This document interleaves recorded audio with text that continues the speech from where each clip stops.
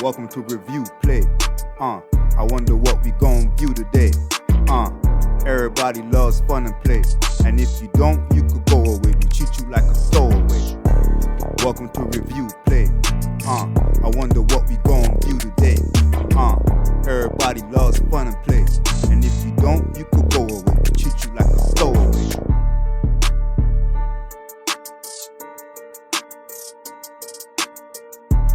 Hey everyone, welcome to Review Play Action Figures. It's your host with the most, Dilo the Don. Today, we'll be doing a review on Marvel Gallery Classic Venom Statue Diorama Figure by Diamond Select Toys. Yeah, some people refer to these as action figures, but I refer to them as statues, so that's what I'm going to go by in this video. This statue is made out of high-grade PVC with wonderful detail sculpting and paint applications. The statue shows off 1990s Venom merging with Eddie Brock from the ground up, showing visible parts of Eddie Brock underneath the Venom symbiote from the 1990s Amazing Spider-Man animated series. Eddie Brock first appeared in Marvel Comics' The Amazing Spider-Man, Web of Spider-Man, number 18 on September 1986. In March of 1988, The Amazing Spider-Man, number 298, Eddie started transitioning into Venom. Venom made his first appearance on the last page of The Amazing Spider-Man, number 299 on April 1988. Venom had his first full appearance in The Amazing Spider-Man, number 300 in May 1988. Out of all the people to ever host the Venom symbiote, Eddie Brock is the most well known. We wouldn't have any Venom without the help of Todd McFarlane's artistic hands, the man who created my favorite anti-superhero of all time, Spawn. If you take a good look at Venom, you can see the similarities between the two anti-heroes. For availability, you should find this statue at your local hobby shop, comic book store, Facebook Market, eBay, GameStop, or other online realtors. Alright, we're going to do some shelf spacing. That's the maximum height, length, and weight of the figure or statue that you'll be displaying on your shelf. So let's check out Venom Brock's maximum weight. Pretty sure you guys can see the weight, but I'm going to adjust the camera so y'all can see a bit of the statue. So yes, Venom Brock here weighs 846 grams. 846 grams for this beefy boy right here.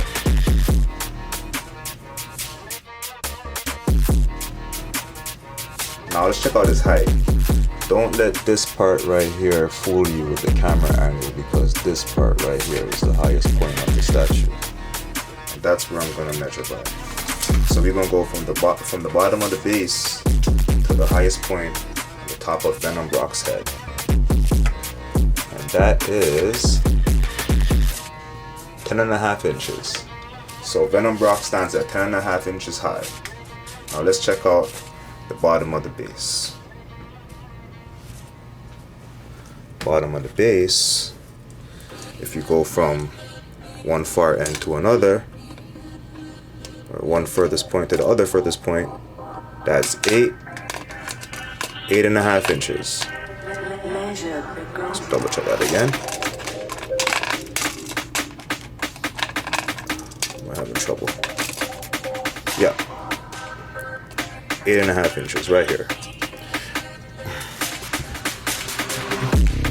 Alright. Now let's see from one hand to another. That will be a little over 6 3/4 inches. So Venom's maximum shelf spacing is 8.5 inches at the bottom, 6 3/4 inches from hand to hand, and 10.5 inches maximum height. Let's check out the details of the statue. Okay, straight off the bat, I just want to say I love how aggressive Eddie Brock looks in this depiction. The stance he's in, it's like he already knows the identity of Spider-Man and he's ready to rock and roll after Peter Parker took or stole the position that he wanted from the Daily Bugle. Let's take a close-up look at Venom Brock. I just wanted to point out that this Venom Brock here, although I love the expression and the aggression in his face, looking like he's about to charge at Spider-Man after he's finished merging into Venom. He's mostly based off the comic book version of Venom and Eddie Brock. Due to his hair is like blonde and it's not that dark brown color that was in the animated series that I'm used to seeing. You know what I'm saying? So if it was like that dark brown color, this would have been a super plus for me. But you know, comic book accurate is also nice as well. But just I had to point that out still. Regardless, this is still a wonderful, terrific figure. Good job, Diamond Select. And we're gonna move on with this video. Yes, sir. Yes, sir. I love this. Like, look at that right here. Yes, sir. So I just want to say, I love how Eddie Brock is looking again. Like the symbiote coming from the ground up, merging with Eddie Brock. You see like parts of it right here, just sticking on his flesh, about to envelop and cover his whole body, transform Eddie Brock into Venom, you know. And in the series, once Eddie Brock was transformed into Venom, he knew the identity of Spider-Man because Venom was previously, the symbiote was previously on Peter Parker before it attached itself to Eddie Brock, right? And then once Venom attached itself to Eddie Brock, he found that he was more compatible with Eddie Brock's aggression and all his masculinity and all that. You know what I mean? So yes, back to the figure, or the statue. I don't know if you guys can see this, but I love the way Diamond Select have all that fine detail, that texture. You guys can see the texture of the symbiote on Eddie Brock's legs, you know, the muscle, you know, because Eddie Brock is like, he's like a tank, you know what I mean? In the cartoon, like in the comics, he's always bigger than Peter Parker. He's like a jock, you know. But he didn't go to the university. He just applied for a job at the Daily Bugle, got hired, and Peter Parker outdid him in every which way due to the fact that he is Spider-Man. You can't top those pictures and those angles that he could take. But yeah, I love the way how they have the original Venom logo right here, the Venom spider, you know.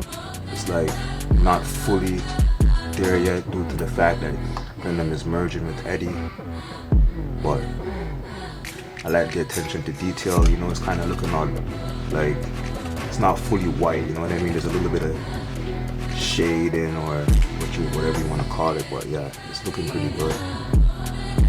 See him from the back right here, showing off his back muscles. See how every finger is individually sculpted nicely.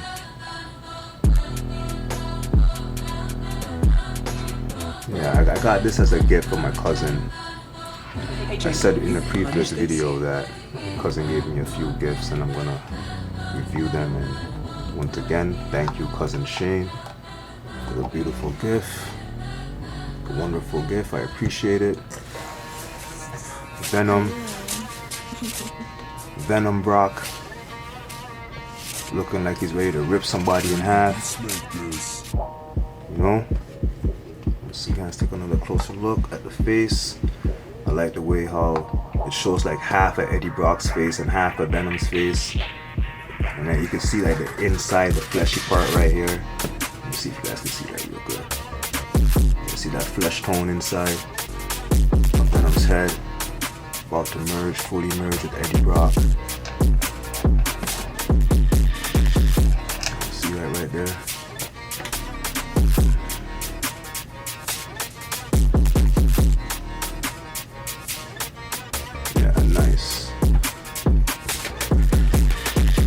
So as for the picture in the thumbnail, I took that picture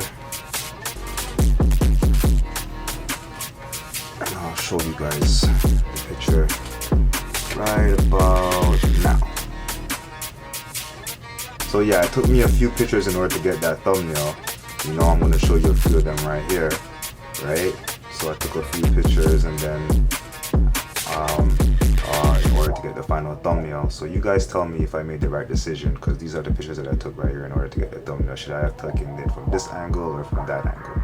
You know what I mean?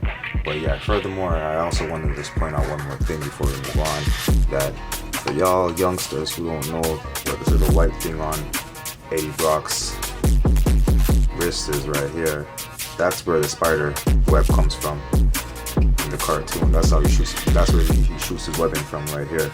And then he makes a fist like that and shoots out from right there. Right? So I just wanted to point that out real quick for y'all who don't know, because in the Venom movie he didn't have no Venom spider on his chest or his back, or even that part right there on his wrist, right? That white part right there on his wrist. Because in the movie he didn't murder Spider-Man first, he just created something next Venom, you know? Yeah. Just want to point that out. Also, the Tobey Maguire Venom from his Spider-Man universe, I believe that Venom is the only Venom to show the Venom spider on his chest and on the back, I think, along with the rectangular patches on both of his wrists where he shoots his weapon from, due to the fact that he was on Peter Parker before Eddie Brock in the movie. But I gotta say, that Eddie was pretty lightweight compared to what we got now, you know, like he needs to go to the gym and lift a few pounds before making that movie. I don't know what happened there still, but yeah, you know. Now we're moving on to size comparisons. Okay y'all, here we got Diamond Select's Marvel Gallery's classic Venom statue diorama figure with his Diamond Select's action figure counterpart almost in full merge. We got Diamond Select Spider-Man vs. Venom Brock. Here's a situation I created with Spider-Man vs. Venom Brock face-off using both statues from Diamond Select Toys. While shooting this part of the video, I had a quick idea and I took 2 quick photos of the face-off, and here they are.